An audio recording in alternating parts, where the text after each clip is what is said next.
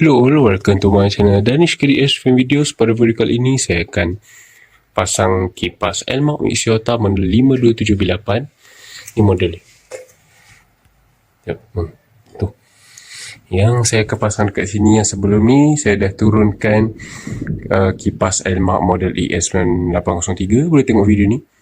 Ya, kepada yang belum tengok, ada kat luar. Sekejap saya pergi cek. Ini kipas Elmark model ES9803 dah turunkan. Okey, ya, jom kita pergi pasang kipas yang Elmark Mitsuyota pula. Let's go.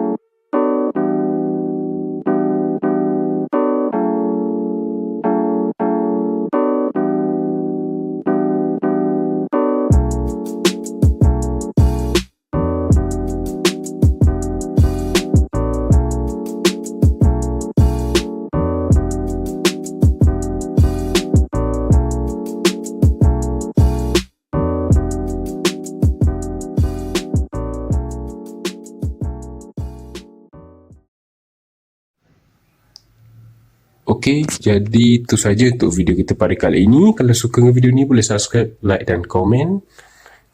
Kalau ada video-video lain nanti saya akan upload, tunggu je lah. Okey, jumpa di next video. Bye bye.